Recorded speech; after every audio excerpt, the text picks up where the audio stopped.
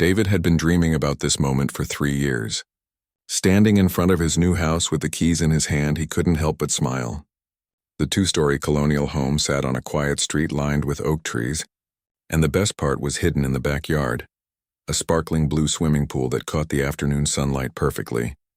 At 32, David had worked his way up from a junior programmer to running his own software company. Those long nights coding and endless client meetings had finally paid off. This house wasn't just a place to live, it was proof that all his hard work meant something. Growing up in a small apartment with his single mother, he never imagined he'd own something this beautiful. The moving truck pulled away just as the sun started setting. David walked through his new home one more time, running his hand along the granite countertops and admiring the hardwood floors. But he kept coming back to the sliding glass doors that led to the backyard. The pool looked even better than it had during the house tour. Crystal clear water reflected the sky, and the deck around it had plenty of space for the outdoor furniture he'd ordered. His mother called just as he was unpacking boxes in the kitchen. "How's the new place, honey?" she asked, and he could hear the pride in her voice. "It's perfect, Mom. You're going to love the pool when you visit. I'm thinking about having a little housewarming party next weekend. Just remember to introduce yourself to the neighbors," she reminded him. "You want to start off on the right foot." David promised he would.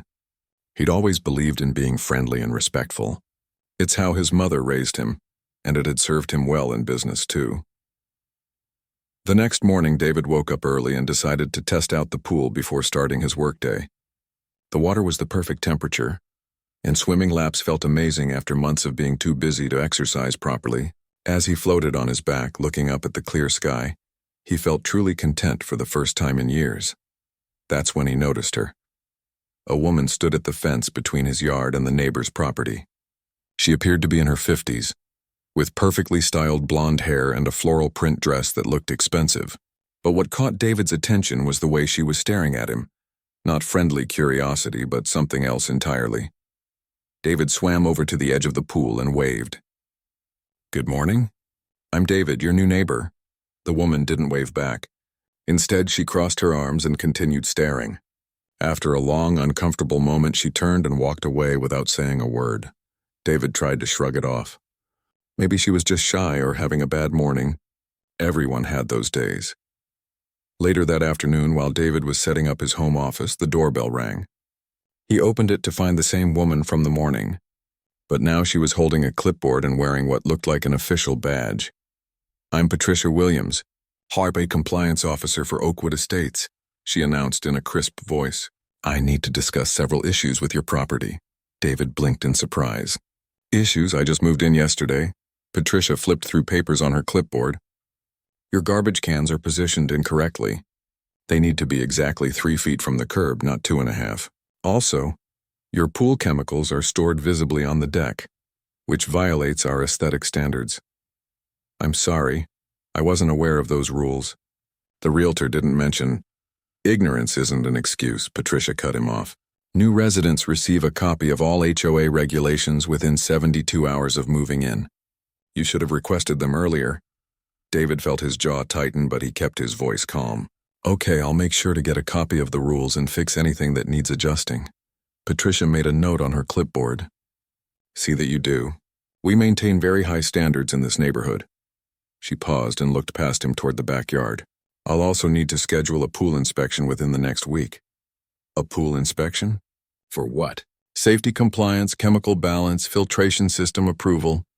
Standard procedure for all pool owners."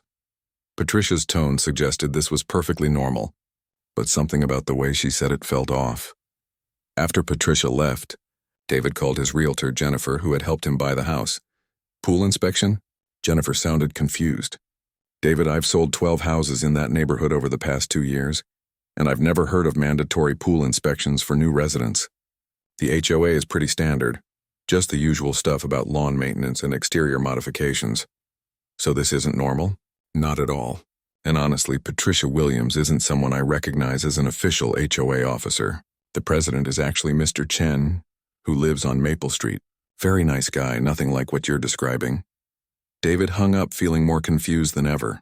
If Patricia wasn't an official HOA officer, why was she acting like one?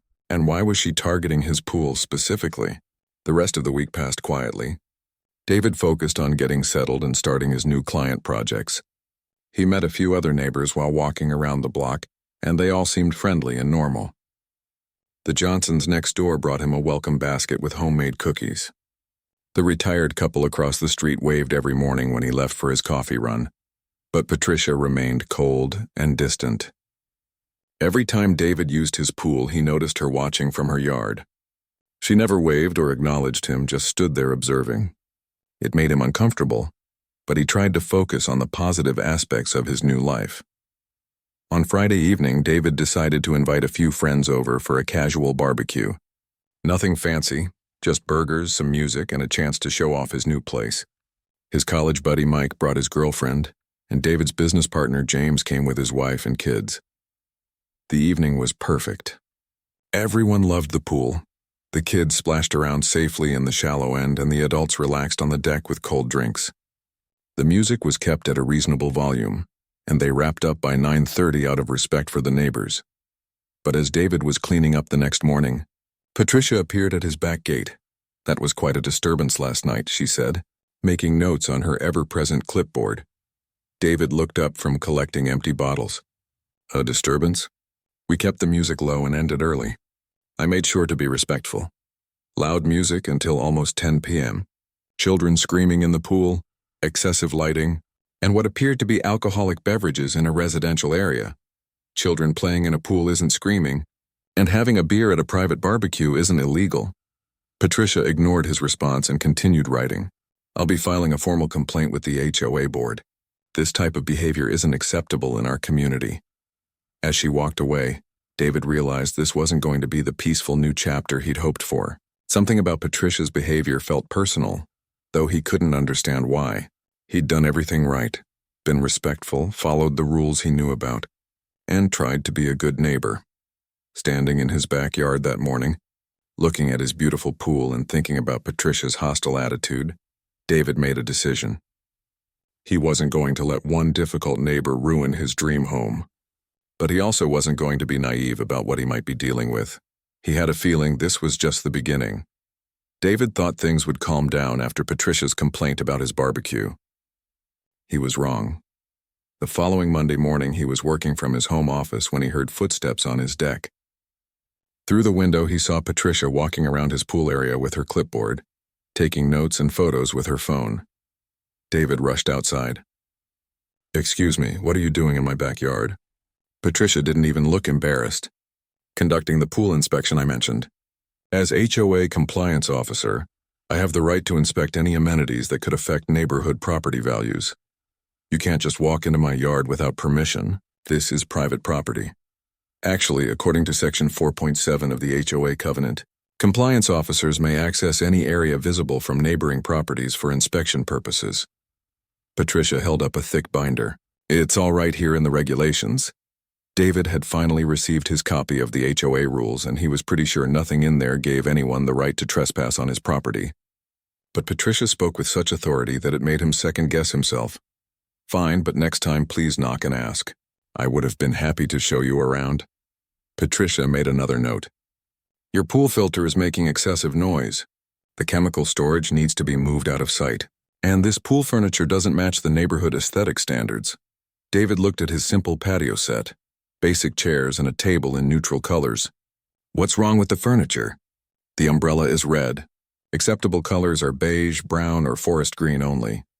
After Patricia left, David called the HOA president, Mr. Chen, whose number Jennifer had given him. "Pool inspections?" Mr. Chen sounded genuinely puzzled. "We don't do those unless there's a specific safety complaint from multiple neighbors. And we certainly don't have compliance officers walking around people's backyards." "Who did you say this was?" "Patricia Williams. She lives a few houses down and says she's the HOA compliance officer." There was a long pause. "Mr. Thompson, I think there's been some confusion. Patricia Williams is not an HOA officer. She's just a resident who's, well, let's say she's very passionate about neighborhood standards, but she has no official authority whatsoever." David felt a mix of relief and anger. "So she can't actually fine me or force me to change anything?" "Absolutely not. If you're having problems with a neighbor, I'd suggest trying to work it out directly first. But if it continues, please let me know."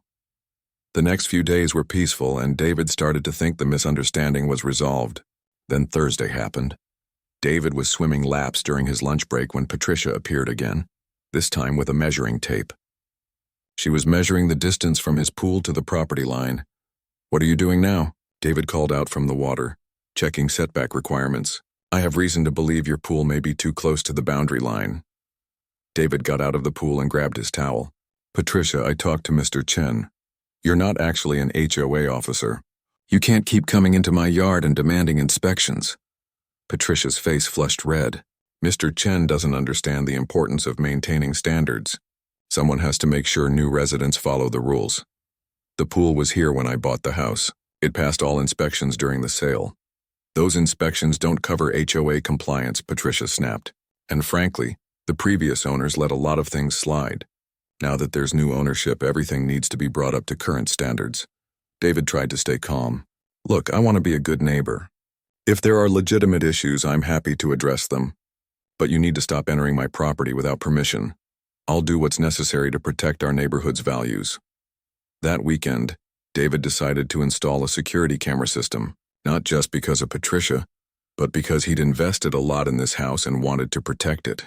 The cameras covered the pool area, the front yard, and both side gates. He was glad he did.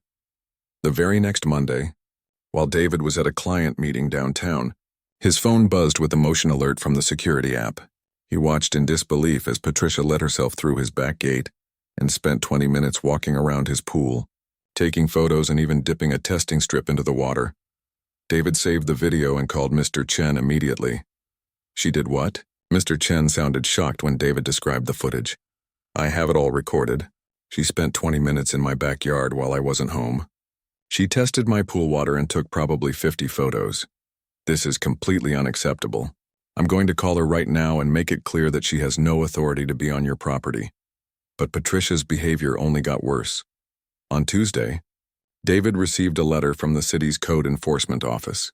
Someone had filed a complaint claiming his pool was a public health hazard due to improper chemical treatment and lack of safety barriers.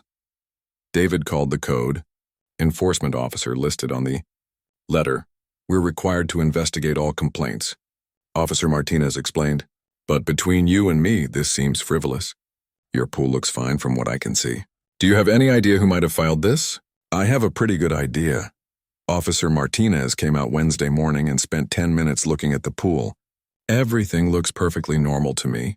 Pool chemicals are properly stored, water is clear, safety equipment is in place. I'll file this as unfounded." "Does this happen often?" "More than you'd think. We get a lot of neighbor disputes that turn into code complaints. Usually it's about fences or noise, but pool complaints aren't uncommon." Officer Martinez closed his notebook. "Just keep doing what you're doing. Your setup is totally fine." Thursday brought a new escalation. David came home from grocery shopping to find Patricia in his backyard again, but this time she wasn't alone. She had brought another woman who was taking professional-looking photos with an expensive camera. "This is private property," David said firmly as he approached them. "You need to leave now."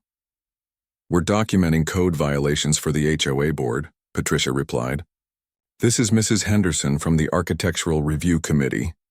David looked at the other woman. "Are you actually on the HOA Architectural Review Committee?" Mrs. Henderson looked uncomfortable. "Well, not officially, but Patricia asked me to help document some concerns." "So you're both trespassing on my property to take photos for a committee that doesn't exist? To document violations that aren't real?" Mrs. Henderson quickly put away her camera. "I think there's been some confusion. Patricia, maybe we should go." After they left, David called his lawyer, Robert Kim, who had handled the house purchase. "This is harassment," Robert said after hearing the full story. "Trespassing, filing false reports, impersonating an official. She's crossed several lines. Do you want to file a restraining order?" David considered it. "Not yet. Let me try one more time to resolve this reasonably, but I want to know what my options are. Document everything. Keep saving those videos. If this continues, we'll have a strong case for harassment." That evening, David walked over to Patricia's house and knocked on her door. When she answered, he tried one last time to be diplomatic. "Patricia, I think we got off on the wrong foot. I'm just trying to enjoy my new home. What can I do to help us be better neighbors?" Patricia looked him up and down with obvious disdain. You can start by following the rules that everyone else has to follow. This neighborhood has maintained its character for years, and we're not going to let that change now. Something in her tone made David's stomach sink. This wasn't really about pool regulations or HOA rules. This was about something much deeper and more troubling. I see, David said quietly. Well, I hope we can find a way to coexist peacefully. As he walked back to his house, David realized that reasonable conversation wasn't going to solve this problem. Patricia had made up her mind about him before they'd even met, and nothing he did was going to change that. It was time to stop playing defense and start thinking strategically. David's security cameras proved to be the best investment he'd made since buying the house. Over the next 2 weeks, they captured Patricia entering his backyard 6 different times. She always came when his car wasn't in the driveway, thinking he was away. The footage was almost unbelievable. Patricia had a whole routine. She would test his pool water, take photos of every angle of his deck furniture, measure distances between his pool equipment and the fence, and even peek into his outdoor storage shed. On one video, she spent 40 minutes writing notes while walking around his pool like she was conducting an official investigation. But what really shocked David was watching her try the sliding door to his house. When she found it locked, she actually walked around to the front and tried that door too. David saved every video clip and started a detailed log of dates and times. His lawyer had been right about documentation.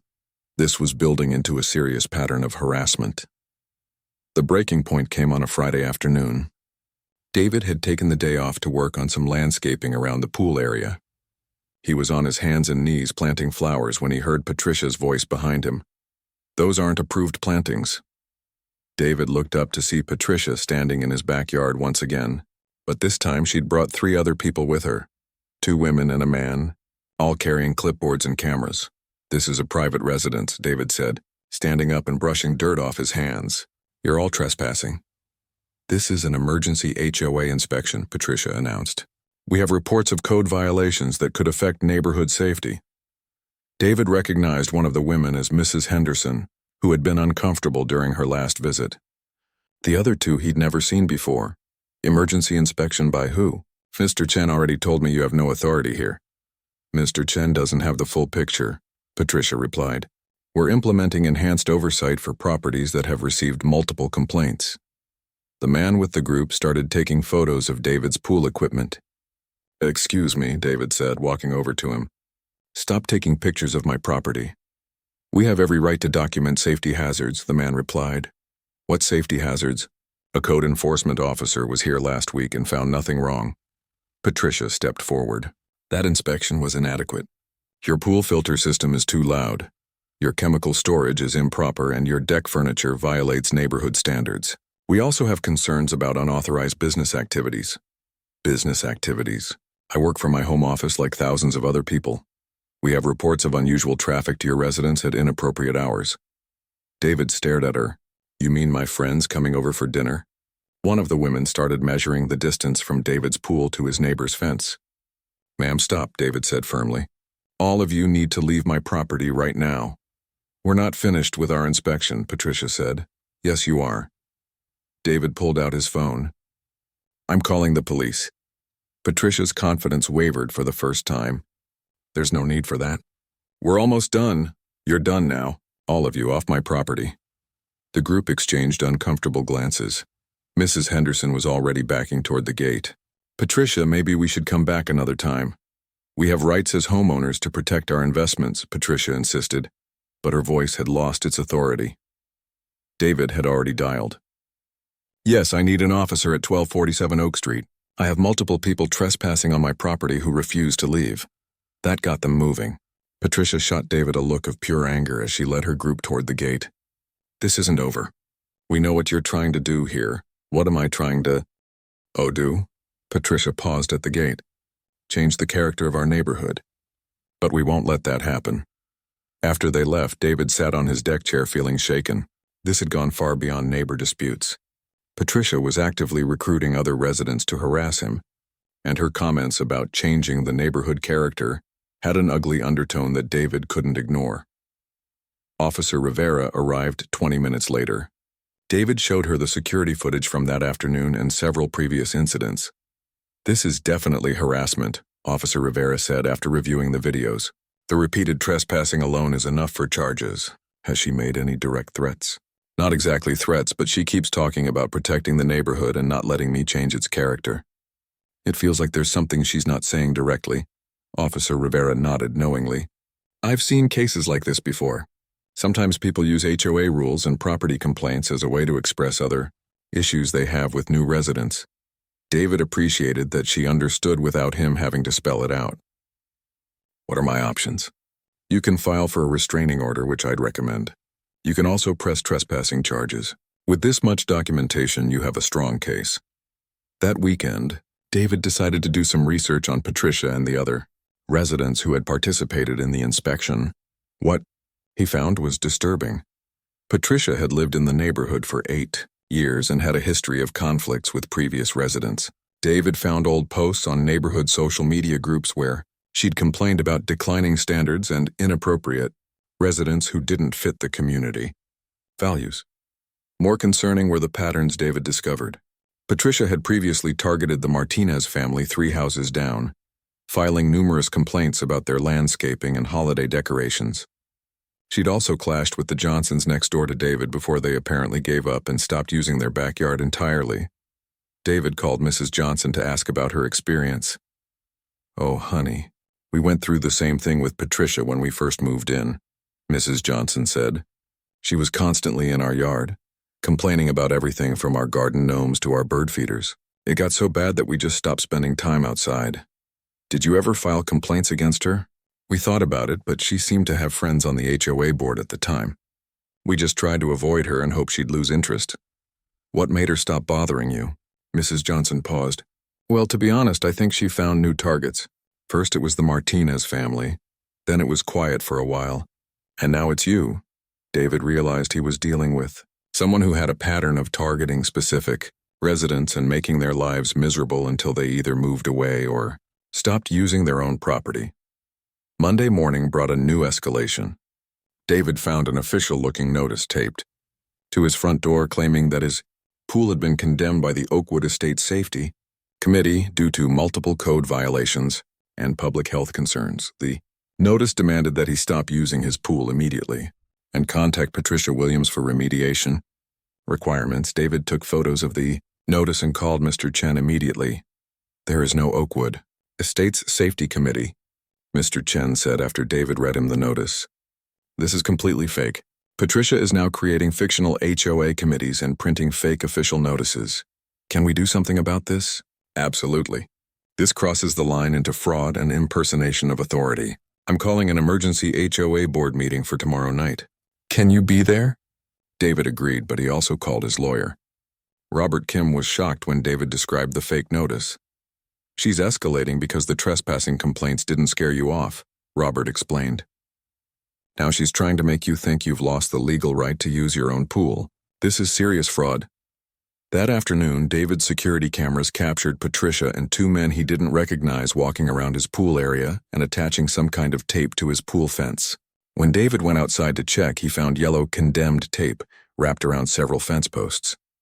The tape looked official, but David suspected it was just something Patricia had bought online to make her fake notice look more legitimate. He called Officer Rivera, who came out and removed the tape. "This is criminal harassment now," she said. "Fake government notices, unauthorized condemnation tape impersonating officials. She's committed multiple felonies. Are you ready to press charges?" David looked at his beautiful pool, then at his house that was supposed to be his peaceful retreat, then at the pile of fake notices and harassment documentation he'd accumulated. "Yes," he said. "I'm ready." But first he wanted to see what the HOA board meeting would reveal. David had a feeling Patricia's behavior toward him was just the tip of the iceberg, and tomorrow night he might finally get the full picture of what he was really dealing with. The emergency HOA board meeting was held at the community center on Tuesday evening. David arrived with a thick folder of documentation, not sure what to expect. He was surprised to see nearly 30 residents in attendance, far more than the usual 5 or 6 who showed up for regular meetings. Mr. Chen opened the meeting by addressing Patricia's recent activities. "We're here tonight because a resident has been impersonating HOA officials and harassing other homeowners. This is unacceptable and potentially illegal. Patricia stood up immediately. I've been protecting this neighborhood's values while the board ignores serious violations. You've been trespassing and creating fake official documents, Mr. Chen replied firmly. That's not protecting anything, that's harassment. David was asked to present his evidence. He played several security camera videos on his laptop, showing Patricia's repeated trespassing. The room was completely silent as residents watched Patricia entering David's backyard, testing his pool water and trying his doors. When the video showed Patricia with the fake condemnation tape, several people gasped audibly. This is all taken out of context, Patricia protested. I was conducting legitimate inspections based on multiple resident complaints. What complaints? Asked board member Mrs. Garcia. We have no record of any complaints about Mr. Thompson's property. Not everyone files formal complaints with this board, Patricia shot back. Some residents come directly to me because they know I'll actually take action. That's when something unexpected happened. Mrs. Martinez, who lived down the street, stood up. Patricia, you did the exact same thing to my family 2 years ago. You convinced us there were complaints about our house, but it was all lies. You made our lives miserable for months. Another resident, Mr. Foster, joined in. She harassed us about our fence height for an entire summer, kept saying other neighbors were complaining, but when I asked around, nobody knew what she was talking about. David watched in amazement as one by one, residents began sharing their experiences with Patricia's behavior. The Johnsons talked about how they'd stopped using their backyard because of her constant harassment. The Williams family described how Patricia had tried to get their teenage son's basketball hoop removed by claiming it was a traffic hazard. She told us the HOA was going to fine us if we didn't take down our holiday lights by January 2nd, said Mrs. Thompson. We were so worried about the fine that we spent New Year's Day taking everything down, only to find out later that the HOA doesn't even have rules about when holiday decorations come down. Patricia's face grew redder with each story. All of you have let this neighborhood standard slip. Someone has to maintain quality. Quality? Mr. Martinez stood up, visibly angry. You made my wife cry because you kept telling her our garden was bringing down property values. There was nothing wrong with our garden. Mr. Chen called for order. What's becoming clear is that this isn't an isolated incident. Patricia, you've been systematically harassing residents by pretending to have authority you don't possess. I care about this neighborhood more than any of you, Patricia shouted. I've lived here longer than most of you, and I've watched the wrong kind of people move in and change everything. The room went dead silent. David felt his stomach clench at Patricia's words, but he kept his expression neutral. What do you mean by wrong kind of people? Asked Mrs. Garcia quietly. Patricia seemed to realize she'd said too much. People who don't respect our community standards. People who throw loud parties and don't maintain their properties properly. David spoke for the first time that evening. Patricia, I've had one small barbecue that ended at 9:30. My property is well maintained. What exactly makes me the wrong kind of person for this neighborhood? Patricia glared at him but didn't answer directly. Some people just don't fit in certain communities. The uncomfortable silence that followed spoke volumes. Several residents shifted in their seats and David could see people exchanging meaningful glances. Mr. Chen cleared his throat. This board wants to be very clear that harassment of any resident will not be tolerated. Patricia, you are formally banned from representing yourself as an HOA official in any capacity. Any further trespassing or harassment will result in legal action. You can't ban me from protecting my neighborhood, Patricia replied. We can ban you from pretending to have authority you don't have, Mr. Chen said firmly. And if this behavior continues, we'll support any resident who chooses to file criminal charges. After the meeting, several neighbors approached David to apologize and offer support. Mrs. Martinez shook his hand and said, I'm sorry we didn't speak up sooner. We should have warned you what you were dealing with. I wish I'd known I wasn't the only one, David replied. Mr. Johnson looked embarrassed. We thought if we just kept quiet and avoided her, she'd leave us alone. We should have supported each other instead of letting her pick us off one by one. David went home that night feeling vindicated, but also realizing that Patricia's harassment was part of a much larger pattern. She had been systematically targeting residents she deemed undesirable for years, using fake authority and manufactured complaints to make their lives miserable. The next morning, David called his lawyer to discuss next steps. The HOA meeting was helpful, but it doesn't address the criminal behavior, Robert explained. Patricia has committed multiple crimes: trespassing, fraud, impersonation of officials. The question is whether you want to pursue criminal charges or try to resolve this civilly. What would criminal charges accomplish? It would create an official record of her behavior and potentially result in a restraining order that's enforceable by law. It would also send a message that this kind of harassment has real consequences. David also decided to do some deeper research into Patricia's background. What he found was disturbing but not surprising. Patricia had been involved in several neighborhood disputes over the years, always targeting families who were minorities or who she deemed different from the established residents. She had a history of filing false complaints with city offices and had even been warned by code enforcement about wasting city resources with frivolous reports. More concerning, David discovered that Patricia had been involved in trying to block certain home sales in the neighborhood.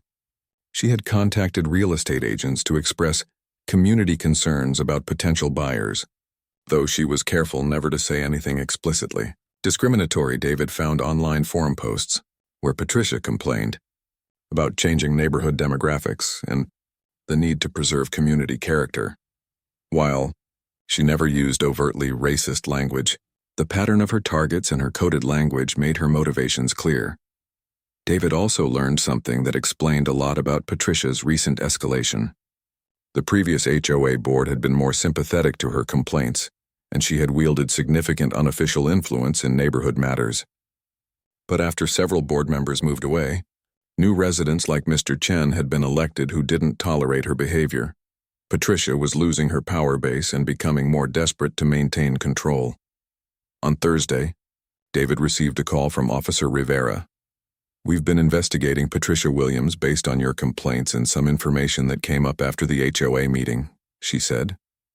"We've discovered that she's been filing false reports not just about you, but about several residents over the past few years." "False reports about what?" "Everything from noise violations to code infractions to suspicious activity. She's wasted hundreds of hours of city resources with complaints that turned out to be completely unfounded." Officer Rivera explained that the city was considering filing charges against Patricia for filing false reports, which was a misdemeanor that could result in fines and community service. "We'd like you to file formal trespassing charges as well. With your video evidence, it's an open and shut case," David agreed. He was tired of being on the defensive, tired of walking on eggshells in his own home, and tired of letting Patricia terrorize his neighbors with impunity. But he also realized that criminal charges, while necessary, wouldn't solve the underlying problem. Patricia had spent years building a network of fear and misinformation in the neighborhood. Other residents had been intimidated into silence, and some had even moved away rather than deal with her harassment. David decided it was time to not just defend himself, but to actively work toward making sure Patricia could never terrorize another neighbor again. And he had some ideas about how to make that happen. David's formal complaint against Patricia resulted in criminal charges being filed within a week. Trespassing, filing false police reports, and impersonating an official were all misdemeanors that carried real consequences. But David knew that legal action alone wouldn't solve the deeper problem. The real breakthrough came when David decided to organize a neighborhood meeting focused on community healing rather than just Patricia's punishment. He started by reaching out to all the residents who had shared their stories at the HOA meeting. "I want to make sure this never happens to anyone else," he told Mrs. Martinez when he called her. "But that means we need to work together instead of just hoping the problem goes away." Mrs. Martinez was enthusiastic. "My husband and I have been talking about this since the meeting. We feel terrible that we didn't warn you or help the other families Patricia targeted." David organized a casual backyard gathering for the following Saturday. Not a formal meeting, just neighbors getting to know each other and talking about how to build a stronger, more supportive community. 23 residents showed up, including several families that David had never met before. As people shared their experiences, a clear pattern emerged. Patricia had been successful because she isolated her targets. She convinced each family that they were the only ones with problems and that other neighbors were complaining about them. She created an atmosphere of fear and suspicion that prevented people from talking to each other. "She told us that several neighbors had complained about our kids playing outside," said Mr. Foster. We started keeping them inside more often because we didn't want to cause problems. Now I realize she probably made the whole thing up. Mrs. Johnson nodded. She convinced us that our backyard parties were bothering people. We stopped having friends over because we thought we were being bad neighbors. David realized that Patricia's power had come from information control. She positioned herself as the neighborhood's unofficial communication hub, telling each family what other people were saying about them. But since no one talked directly to each other, no one realized that Patricia was the source of all the complaints. What if we created a real neighborhood communication system? David suggested. Something that lets us talk to each other directly instead of through intermediaries.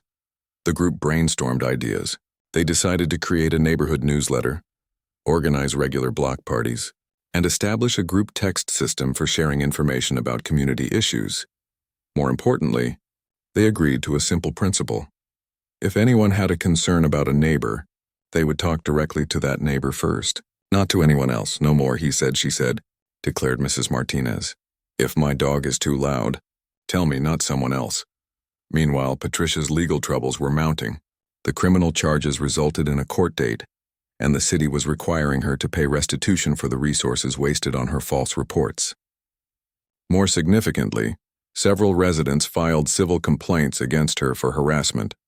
David's lawyer had also uncovered something that proved to be the final nail in Patricia's coffin. While researching the HOA's legal structure, Robert discovered that Patricia had been collecting unofficial fines from residents for supposed violations. She convinced at least 6 families to pay her money over the past 2 years, Robert explained to David. Told them it was for HOA violations, but the money never went to the HOA account. It went into her personal account. This discovery added fraud charges to Patricia's growing legal problems, but more importantly, it gave the HOA board grounds to pursue formal legal action against her. The neighborhood's transformation was remarkable.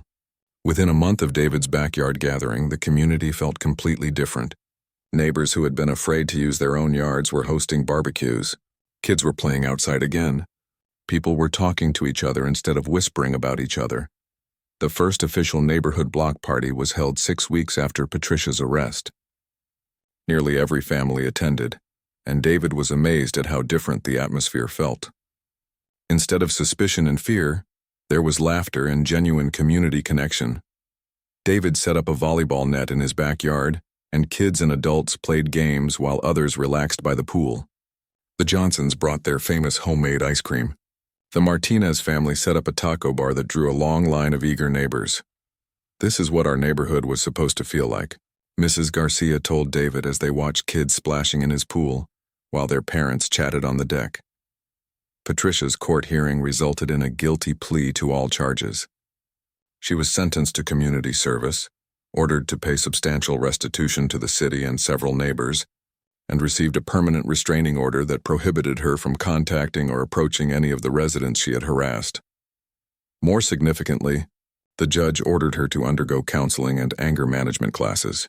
During the sentencing hearing, Patricia finally admitted that her behavior had been motivated by fear of neighborhood change and resentment toward residents who didn't fit her image of what the community should look like. I was wrong, she said quietly during her statement to the court. Time my fears turned me into someone I'm not proud of. David was in the courtroom that day, not to gloat, but because he wanted to see how the legal system handled this kind of harassment. Patricia's admission was validating, but it also made him feel sad for what the neighborhood had lost during years of her toxic behavior. 6 months later, David hosted a pool party to celebrate his first full year in the house. Looking around at his backyard filled with neighbors who had become genuine friends, he reflected on how much had changed.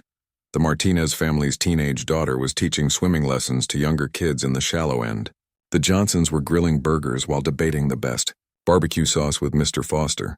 Mrs. Garcia was showing off photos of her new grandchild to anyone who would look. David's mother visited that weekend and was amazed at the community atmosphere. I've never seen a neighborhood where people actually seem to enjoy each other this much, she told him. It wasn't always like this, David explained. We had to work for it. The experience had taught David several important lessons. First, that standing up to harassment required documentation, persistence, and legal action when necessary. But more importantly, it required community support and collective action. Patricia had been successful for years because she kept her targets isolated and afraid. Once neighbors started talking to each other and supporting each other, her power evaporated almost instantly. David also learned that toxic behavior in communities doesn't just hurt the immediate targets, it damages the entire social fabric. Patricia's harassment had made everyone more suspicious, more isolated, and less likely to build genuine relationships with their neighbors. The neighborhood's transformation after her removal was proof of how much damage one person's behavior can cause, but also of how quickly communities can heal when they commit to doing better. David still used his pool every morning, but now he was often joined by neighbors who had become close friends. The backyard that Patricia had tried to turn into a source of conflict had become the heart of a thriving community. Sometimes, David would think about Patricia and wonder if she had learned anything from the experience.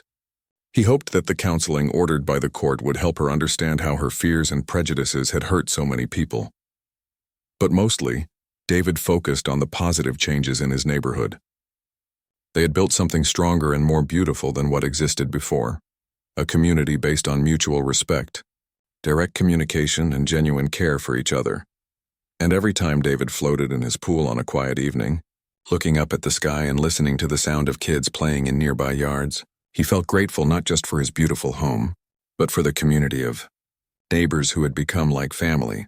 The pool that Patricia had tried to weaponize as a symbol of unwelcome change had become exactly what David had always hoped it would be, a place of peace, joy, and connection.